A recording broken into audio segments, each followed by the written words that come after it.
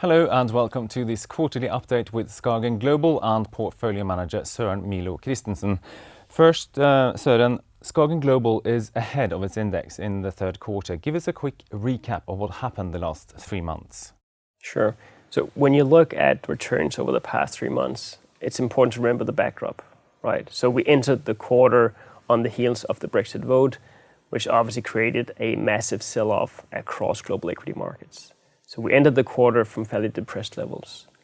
So what we did was, in the panic sell-off post-Brexit, we added aggressively to some of the holdings we felt were weak for the wrong reasons. So specifically, some of our US financial holdings and some of our UK listed holdings with significant exposure outside of the UK. And to answer your question, I think that's the main reason for why we did better than the market last quarter. We were well rewarded for being contrarian, for going against the market, because as risk premium normalized, those stocks reverted to their levels prior to Brexit. And you see that very clearly if you look at the top contributors last quarter. It was AIG, so global insurance company, Citibank, global bank, and then G4S, a global security company, but listed in the UK. You mentioned financial, and SKAGEN Global has a significant exposure to financials. Now, they have performed quite well in emerging markets, but not as well in developed markets. Why is that?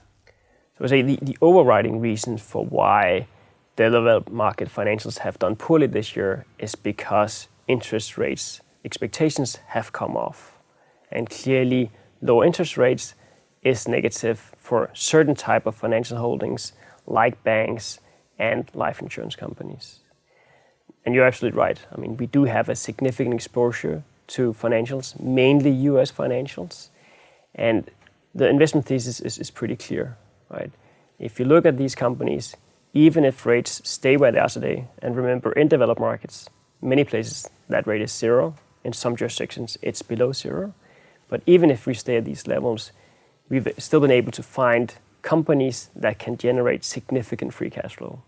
And they can do that because they have lowered their cost base and because they're not growing their balance sheet. US elections are coming up swiftly.